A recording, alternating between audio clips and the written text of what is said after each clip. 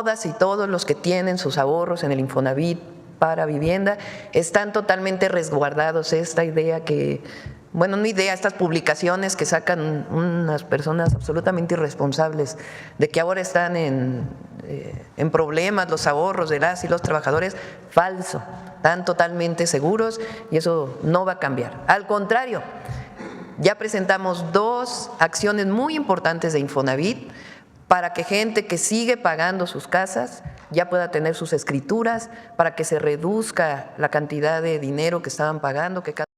Hola amigos del Tigre con la 4T, gracias por acompañarme con un video más. Espero estén teniendo un grandioso día. Hoy 16 de diciembre del 2024. Hoy se le cayó el teatrito a toda la bola de opositores. La presidenta Claudia Sheinbaum los paró en caliente porque la oposición está sacando la idea de que ahora están en problema los ahorros de las trabajadoras y los trabajadores del Infonavit. Esto es totalmente falso. La presidenta Claudia Sheinbaum afirma que los ahorros del Infonavit están seguros. La presidenta de México desmintió que los fondos de ahorros de los trabajadores del Infonavit estén en peligro. Están totalmente seguros y eso no va a cambiar. Además, reiteró que hay acciones para beneficiar a las personas con créditos y la reforma es para la gobernabilidad de la institución. A continuación con el video.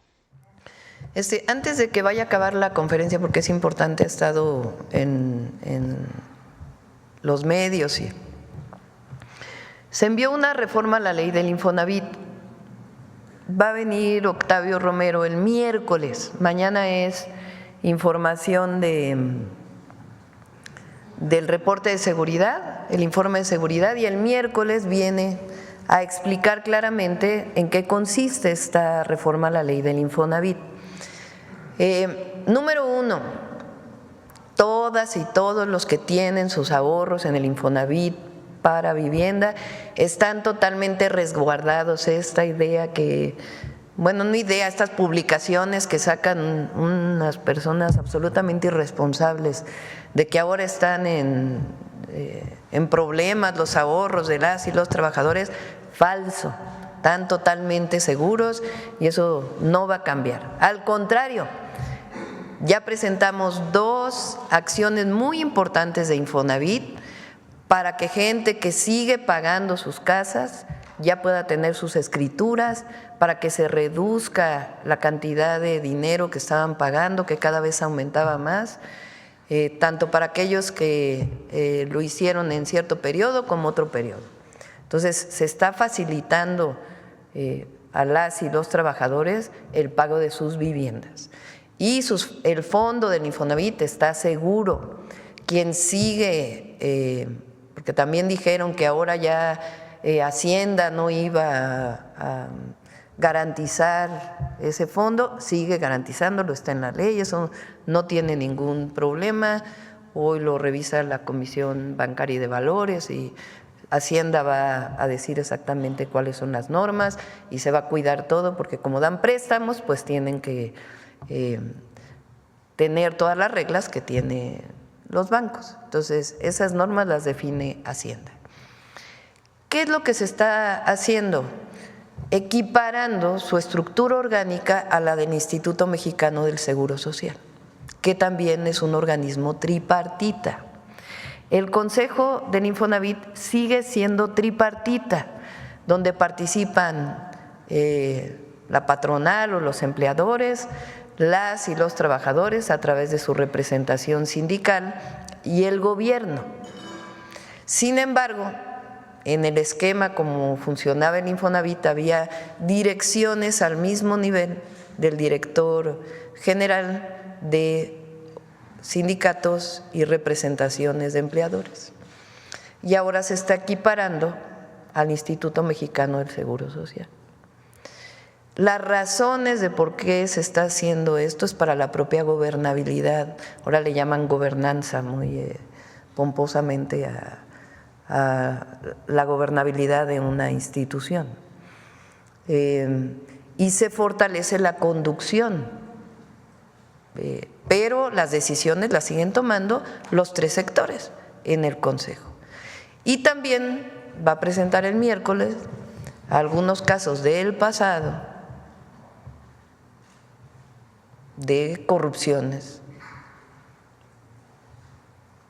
que hubo en su momento en el Infonavit, producto de esta estructura.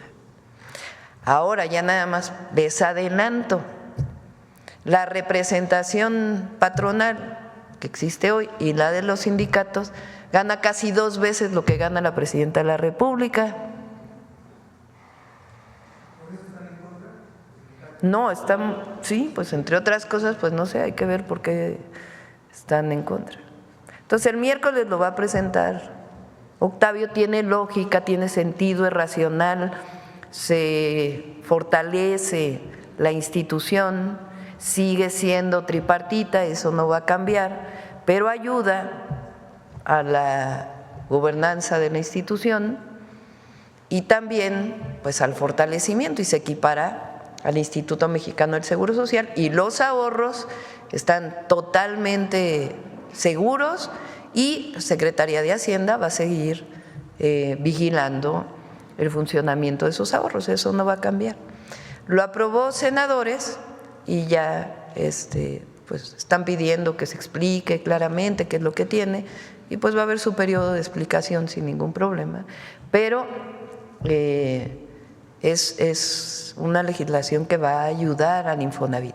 Y además se crea la empresa constructora del Infonavit, que además no va a construir el 1,000,000 de viviendas, pues una empresa no tiene esa capacidad, pero sí nos va a ayudar mucho a que no aumenten el precio del cemento, de la varilla, porque cuando anunciamos 1,000,000 de viviendas, pues no quiero ver a cuánto va a estar la especulación del precio de la varilla al final del 2025. Entonces, no, lo que queremos incluso es que haya, por ejemplo, compras consolidadas de cemento a todas las empresas del cemento, de varilla, de tal manera que aunque participen empresas privadas, locales, en la construcción de la vivienda para el Infonavit, pues esté garantizado que no va a subir de precio las viviendas por los insumos. Entonces, un plan integral que fortalece al Infonavit, se mantiene lo tripartita, se mantiene su vigilancia por la Secretaría de Hacienda, pero le da gobernabilidad al Infonavit y también quita cualquier asunto que tuviera que ver con corrupción, y se va a transparentar todo para que no haya problema. Entonces el miércoles viene Octavio Romero a explicar con todo detalle la nueva ley del Infonavit.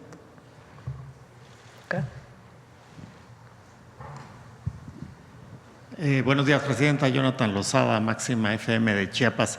Y regresando un poquito al tema de la gira del fin de semana en Chiapas, en Quintana Roo y en Yucatán.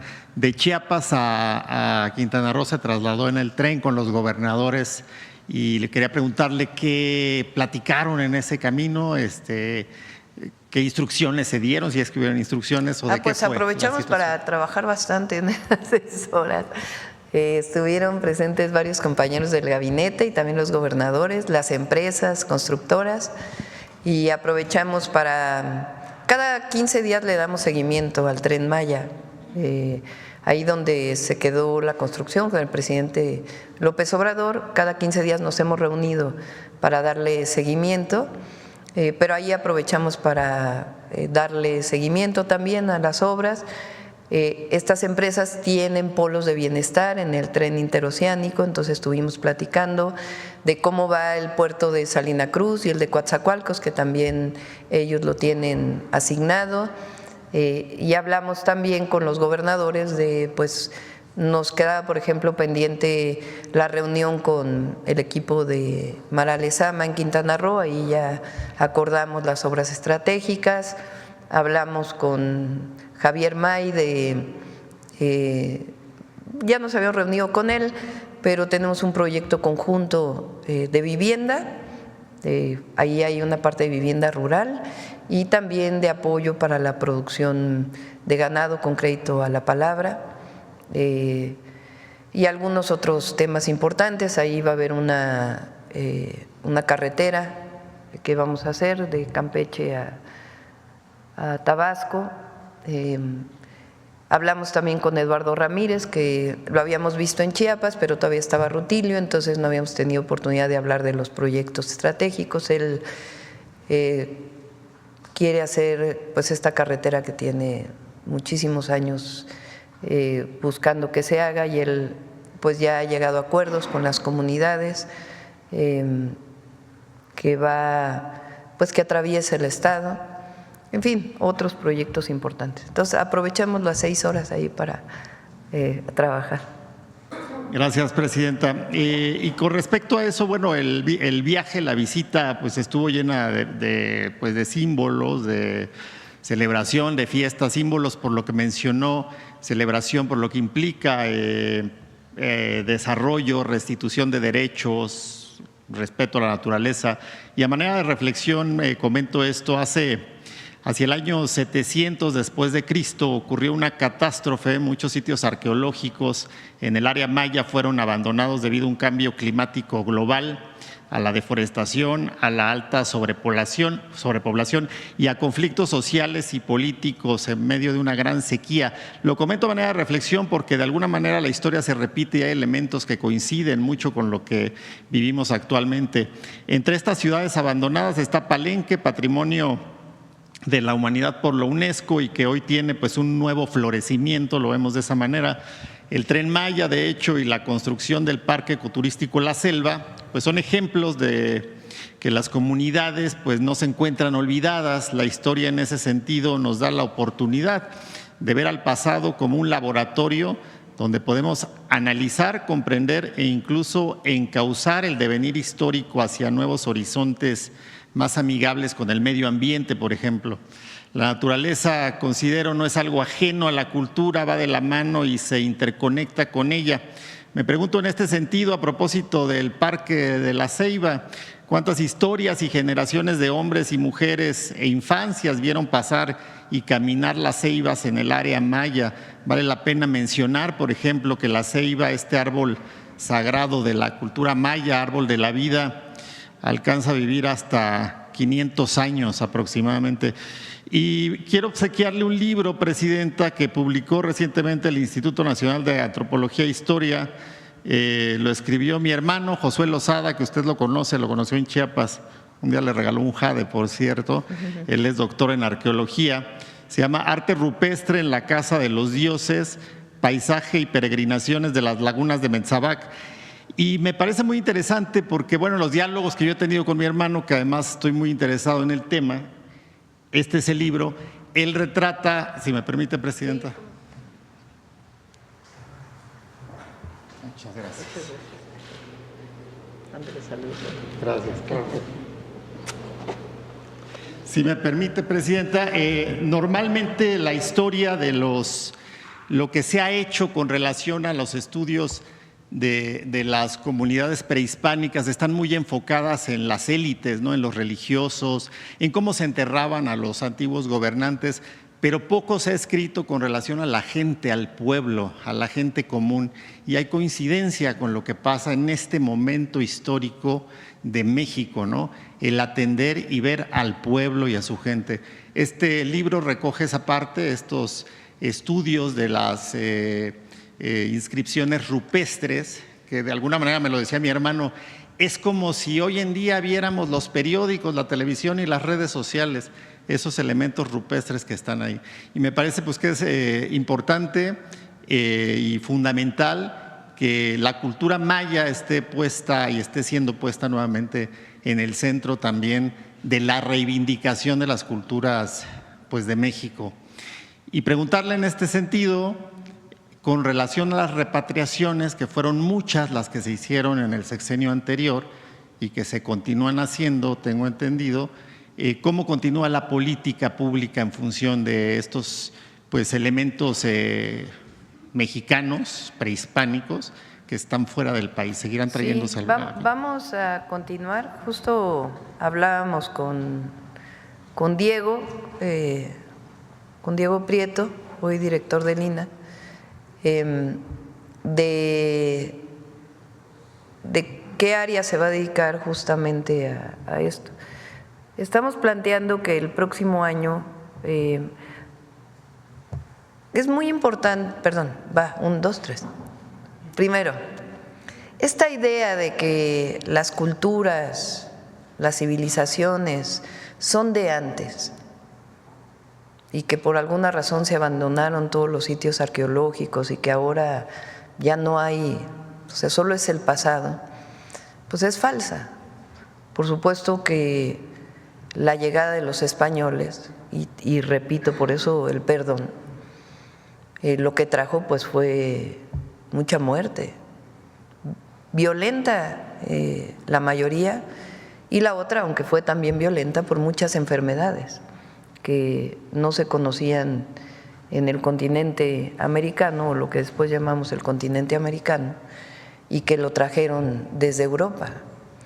Entonces la muerte de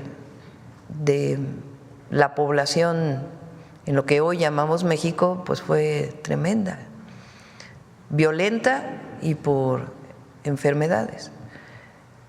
Pero la cultura maya, la cultura mexica, la tenemos hoy. Por eso hablamos de años de resistencia, 500 años de resistencia. Entonces, sí hay una ruptura provocada por esta invasión violenta, pero eso no quiere decir que haya terminado. Sin la cultura maya de hoy nunca se hubiera podido describir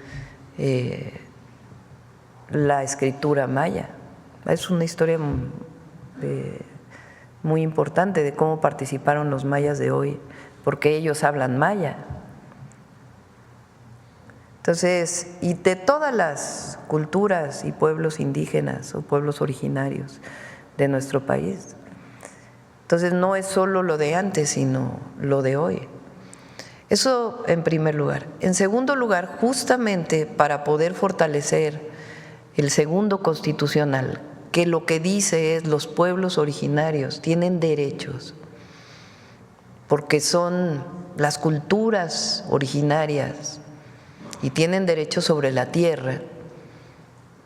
Ahí en el libro del presidente, y es, supongo, por lo que platicó aquí en las mañaneras, porque no he vuelto a hablar con él, una de las partes importantes de lo que está escribiendo, y viene ahí en su libro Gracias, es que la tierra era comunal, que es algo muy especial, y muchos de los territorios, bueno, en la Ciudad de México, la urbe más grande de nuestro país, el sur tiene tierras comunales. El ejido más grande la comunidad, perdón, más grande de la Ciudad de México es Topilejo, que es un pueblo originario, son 10,000 hectáreas. Todo Oaxaca prácticamente es tierra comunal. Xochimilco hay principalmente ejidos, aunque hay una parte de Milpalta, ahí está Carlos, tiene tierra comunal. Entonces, todo eso viene de nuestra historia. Entonces, por eso yo digo el Tren Maya es este vínculo, es Kukulcán caminando por la selva, vinculando los mayas de antes y los mayas de ahora. Pero nosotros tenemos también una obligación, que es las culturas de hoy.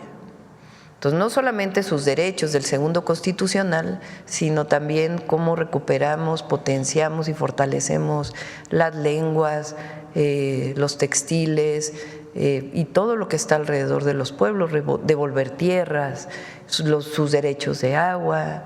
Entonces, a todo eso nos vamos a dedicar también ahora.